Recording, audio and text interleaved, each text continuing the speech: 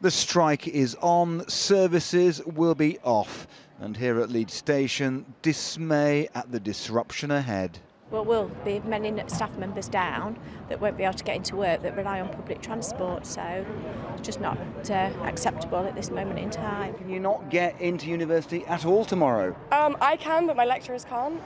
So if the staff can't get there, then there's no way we can have uni. Every single one of these services is relied on by thousands of people, and yet tonight the warnings from Network Rail could not be more blunt. Expect severe disruption, seek alternative means of transportation. Talks in this dispute have ground to a halt, and passengers are about to be in the same position.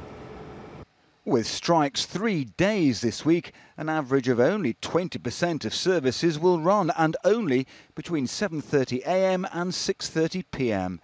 In Scotland, it's just 10% running on strike days, while in Wales, only 4 routes will be running. On days between strikes, only 50% of Britain's rail services will run. Today, the Transport Secretary was in Parliament, though Labour and the RMT union say he should have been at talks aiming to stop the dispute. My message, Mr. Speaker, to the workforce is straightforward. Your union bosses have got you striking under false pretences. And rather than protecting your jobs, they are actually endangering them and the railway's future. Truro was today preparing to be totally cut off from the rail network tomorrow, like dozens of other places. In London, by around 3 p.m, news that talks had failed. The RMT has no choice but to defend our members industrially and to stop this race to the bottom.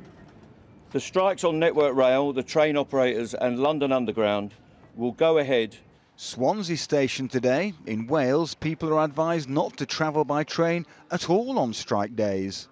The main employer in this dispute is Network Rail. Inevitably, there'll be sporting events, university trips, hospital appointments all disrupted. We're committed to reaching a deal with the unions. We're committed to running a safe railway tomorrow.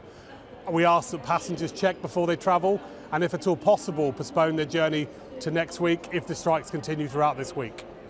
Despite promises from all sides to seek a solution, tonight many of the railway staff that keep Britain moving are set to bring it to a halt.